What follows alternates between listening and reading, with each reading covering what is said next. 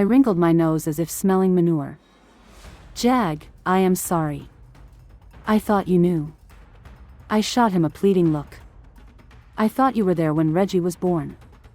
I was in the delivery room with you, Ben, Joey and Colin, but Dr. Meadows kicked us out, Nate began, scratching his head.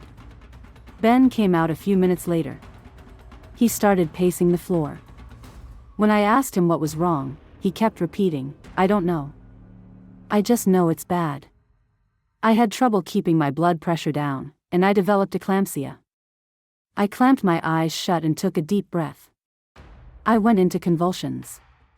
That's probably when she started kicking people out.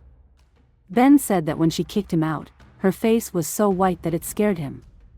That's why you were pushing me away, wasn't it? You are afraid it's going to happen again. I pursed my lips together. Afraid? No. I shook my head. More like terrified. He put his arms around me, whispering in my ear, I may be new to this husband and father thing, but I am not going to lose you and the babies.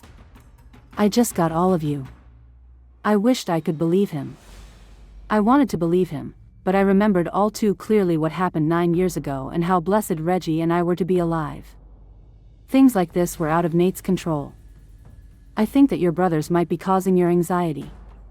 They were around the first time, if I remember correctly, I heard Nate say, realizing that he had been talking, and I hadn't been listening. I only caught the last part. Twisting my mouth, I agreed, now that I think about it, I was dealing with the aftermath of the shooting too. I lifted my head from his shoulder, looking at him. Same elements. Same situation. I grimaced. Not necessarily, he answered, cradling my face with his hands. We know the elements that are causing your stress this time. We just have to steer clear of those things. That's possible where my brothers are concerned, but what about Malcolm Danes? I declared, rubbing my neck. I need to know once and for all if he's dead or alive.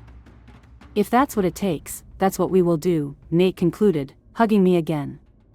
Both of us spent the rest of the afternoon, talking to our contacts about Malcolm Danes and his twin. I remember you, the dark-skinned doctor with short black hair exclaimed as she appeared on the screen of my computer even later that afternoon.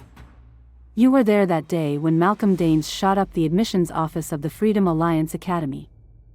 I sat in the chair behind my desk. I imagine that you go to thousands of those calls, I countered, tilting my head. I leaned back, putting my hand on my stomach. Why do you remember me?